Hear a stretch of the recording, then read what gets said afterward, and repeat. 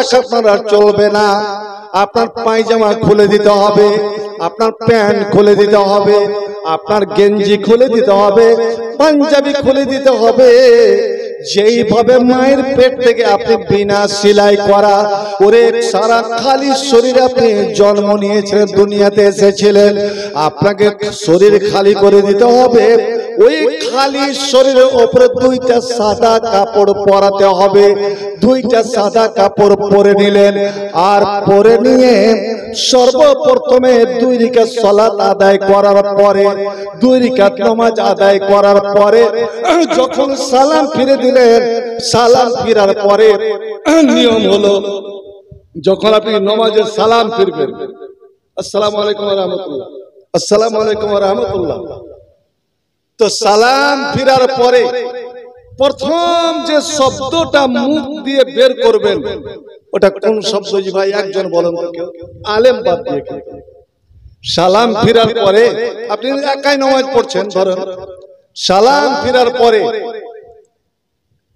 যে কথাটা আপনি মুখ দিয়ে বের করবেন, যে দোয়াটা, একজন বলুন, শরম করিয়েন না, কোন দোয়াটা? কি বলবো? হায়রে আলে হাদিস রে, হায়রে মাদ্রাসার গ্রাম, এটাও শিখলেন না? মাদ্রাসাতে গিয়ে আলেম ওলামাকে জিজ্ঞেস করলেন না? সর্বপ্রথম সালাম ফিরার পরে আপনার মুখ দিয়ে 3 বার এই কথাটা উচ্চারণ হবে। এই কথাটা তালাপ আপনার বের হবে, আস্তাগফিরুল্লাহ, আস্তাগফিরুল্লাহ, আস্তাগফিরুল্লাহ। তারপরে মানে দোয়া আছে। কিন্তু বন্ধু আমার, আপনি হজে যাচ্ছেন, উমরাতে যাচ্ছেন, আর সীমানাতে গিয়ে, মিকাতে গিয়ে আল্লাহর আপনি বিশেষ জায়গাতে আল্লাহর সীমানার মধ্যে আপনি ঢুকবেন। আল্লাহ যে সীমা রেখা দিয়ে দিয়েছেন, এখান থেকে আমার প্রাচীর, ওরে আমার ঘরের প্রাচীর, আমার ঘরের মধ্যে তোমাদের আসতে গেলে এই দুনিয়ার পোশাকে তোমার আসা চলবে না। তুমি গোসল করো, পোশাক চেঞ্জ করে নাও, সাদা 2খানা পোশাক পরে নাও, এবং 2 রাকাত নামাজ আদায় করো। আর আদায় করার পরে যখন তুমি সালাম ফিরবে, তখন সালাম ফিরার পরে যেই শব্দটা তোর মুখ দিয়ে বের হবে ওটা আস্তাগফিরুল্লাহ নয়, আল্লাহু আকবার নয়, সেটা হলো লাব্বাইক লাব্বাইক আল্লাহুম্মা লাব্বাইক লা শারীকা লাক লাব্বাইক। এই লাব্বাইক লাব্বাইক কেন বের হলো বন্ধুরে আমার? যখনই লাব্বাইক শব্দটা মুখ দিয়ে বের হলো, আমি থমকে গেলাম, আমি থমকে গেলাম।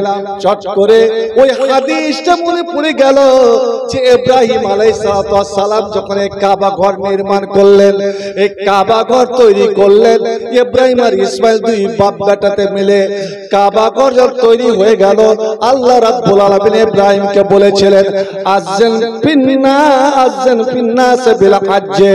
ইব্রাহিম রে, তুমি পাহাড়ে গিয়ে উঠে যাও, আর পাহাড়ে উঠে সারা দুনিয়ার মানুষকে তুমি হাঁক মারো, সারা দুনিয়ার মানুষকে তুমি ডাক দাও হজের জন্য। এ দুনিয়ার মুমিন মুসলমানেরা, রে আল্লাহর বান্দারা, তোমাদের যাদের শক্তি আছে, যাদের শক্তি আছে, ধন আছে, মাল আছে, টাকা আছে, পয়সা আছে, শরীরের শক্তি আছে, এসো এসো এসো, আল্লাহর ঘরখানা তোমরা জিয়ারত করে যাও, আল্লাহর ঘরখানা তোমরা তাওয়াফ করে যাও। ইব্রাহিম সেই দিন বলেছিল, আল্লাহ আমি একজন মানুষ, আমি হাঁক মারব, আমার হাঁক কত দূর যাবে, আমার গলার আওয়াজটা যাবে কত দূর? আল্লাহ বলেছিলেন, ইব্রাহিম ডাক দেওয়াটা তোমার কাম, আওয়াজ দেওয়াটা তোমার কাম, হাঁক মারাটা তোমার কাম, আর ওটাকে মানুষের কানে কানে পৌঁছে দেওয়া এটা হলো আমার কাম। আল্লাহু আকবার। ভাই, এই হরেন দুটাতে কথাগুলো কত দূর প্রচার করছে, ছড়াচ্ছে কত দূর। আমার কথাটা মাইক টেনে বললে কত দূর শুনবেন? কিন্তু এই লাউড স্পিকার, এই মেশিন, এই হরেন আমার কথা দূর দূরান্তে ছড়িয়ে দিচ্ছে। হযরত ইব্রাহিম পাহাড়ে উঠলেন। পাহাড়ে উঠে তিনি ডাক দিলেন, আইয়ুহান নাস। হযরতে জিবরিল সেই আওয়াজের প্রতিধ্বনি এমনই জোরে প্রচার করলেন যে হাদিস নবী আমার বলছেন যে সেই সময় দুনিয়াতে যতগুলো মানুষ ছিল, যার নসিবে, যার কপালে, যার ভাগ্যে আল্লাহ হজ এবং উমরা লিখে রেখেছেন, সেই দিন হযরত ইব্রাহিমের ডাক ঠিক ঘরের এপার আর ওপার, টাটির এপার আর ওপার। এপারে আপনি আছেন, ওপার থেকে যদি কেউ ডাক দিচ্ছে আপনি শুনতে পেয়েছিলেন। আর সেই দিন বলেছিলেন লব্বাইক, মানে আল্লাহ আমি হাজির, আমি হাজির, আমি উপস্থিত। এমনকি কোন ছেলে মার পেটে আছে, এখনো জন্ম নেয়নি, কিন্তু আল্লাহর নসিবে, আল্লাহর ভাগ্যে হজ লিখে রেখেছে, উমরা লিখে রেখেছে, সেই ছেলেও মায়ের পেট থেকে লব্বাইক শব্দটা উচ্চারণ করেছিল। এমনকি যে রূহ এখনো আমি মার পেটেও আসেনি, আমার মার বিয়েও হয়নি, আমার রূহটা আলামে আরওয়াহ, রূহের জগতে আল্লাহর ওখানেই ছিল। ওখান থেকেই যদি আমার নসিবে পরে আল্লাহ যদি আমার ভাগ্যে হজ উমরা লিখে রাখেন, ওখান থেকেই আমি লব্বাইক বলেছিলাম। বন্ধু আমার, আপনি সেই দিন তো লব্বাইক বলে দিয়েছিলেন মায়ের পেট থেকে, কিন্তু যাওয়ার সুযোগ হলো না, মৌকা এখনো হয়নি। এবার আপনার মৌকা লেগেছে। আপনি যখন গেলেন আর গিয়ে যখন এরাম পরে নিলেন, এরাম পরে নামাজ শেষে ওই শব্দটার উচ্চারণ করছেন, লব্বাইক আল্লাহুম্মা লব্বাইক। এ মওলা করিম, আমি সেই দিন তোমার খলিল, তোমার বন্ধু ইব্রাহিমের ডাকে আমি সাড়া দিয়েছিলাম, আমি লব্বাইক বলেছিলাম, কিন্তু আসতে পারিনি, আমি মওজুদ ছিলাম না, আমি হাজির ছিলাম না। আল্লাহ আজ আমি শরীর নিয়ে, শরীরে আমি আমার জিসিম নিয়ে, আমি আমার শরীর নিয়ে তোমার দরবারে হাজির হয়ে গিয়েছি। আল্লাহ তোমার দরবারে আমি উপস্থিত হয়ে গিয়েছি। ইব্রাহিমের একটা অনুকরণ করলেন ভাই আমার। আল্লাহ রাব্বুল আলামিন প্রত্যেকটা মুসলমানকে আল্লাহ তো এখন সবারই খুশহালি দিয়েছে। আমি যেই সময় এসেছিলাম এই সিঙ্গালপুরে, মাদ্রাসা ছিল টাটি, সব দিক দিয়ে শিয়াল পালাচ্ছিল। আর এখন মাদ্রাসা দেখেন তো, কোন বাড়ি আমি পাকা দেখতে পাই না, রাস্তাও এরকম ছিল। কত আল্লাহ বলেছে খুশহালি। আল্লাহ যেন এই মুসলমানকে আরো যেন খুশহাল করেন। আল্লাহ ধনে মালে রুজি রোজগারে আরো যেন আপনাদের বরকত দান করেন। একবার সকলে বল আল্লাহুম্মা আমিন।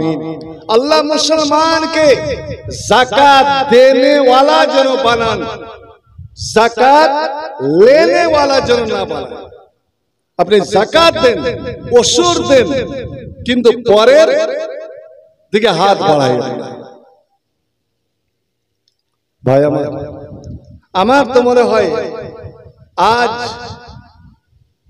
শতকরা এই বিহারে এই ভুট্টা যারা চাষ করে তাদের শতকরা 90টা মানুষের উপরে হজ এবং উমরা ফরজ। একটা মেয়ে ছেলে এসে বলছে, হুজুর আমার বাবার উপরে হজ ফরজ। বাবা ভালো ছিল, খুশহাল ছিল, কিন্তু আমার বাবা খুব বয়সাল, ও সফর করতে পারবে না, উঠেও চড়তে পারবে না। আর আমি যদি ওকে ধরে বাঁধা উঠে বসিয়ে দিই আর বেঁধে দিই, তা আমার ভয় হচ্ছে যে আমার বাপ রাস্তাতে মরে যাবে। তো কি করি? নবী বললেন তুমি তার ছেলে না? বলছে হ্যাঁ। তুমি যখন আমার ছেলে, বলো তোমার বাবা যদি কাউরি টাকা পয়সা ধার নিয়ে মারা যেত, তোমার বাবা যদি কাউরি কাছে ধার নাই, ঋণ নাই, তুমি ছেলে ওই বাপের ধারটা তুমি শোধ করবে কি করবে না? বাপের ঋণটা তুমি পরিশোধ করবে কি করবে না বলো? আল্লাহ নবী ও সাহাবীদেরকে বললেন। একজন মেয়ে ছেলে সেও এসে জিজ্ঞেস করলো, নবী মেয়েটাকে ওটা বললেন। একজন মেয়ে ছেলে বলছে, হুজুর আমার ভাইয়ের উপরে এরকম ফরজ হয়ে গিয়েছিল। নবী তাকে উত্তর দিলেন। একজন মেয়ে ছেলে এসে, একটা ছেলে এসে বলছে, ইয়া রাসূলুল্লাহ আমার বোন নজর মেনেছিল হজ করব, কিন্তু বেচারি করতে পারেনি, মারা গেছে। নবী আমার বললেন, বলো দেখি তোমার বোন যদি ধার নিয়ে মারা যায়, ধার করে যদি মারা যায়, বলো দেখি দাবিদার যদি দাঁড়িয়ে যায়, হকদার দাঁড়িয়ে যায়,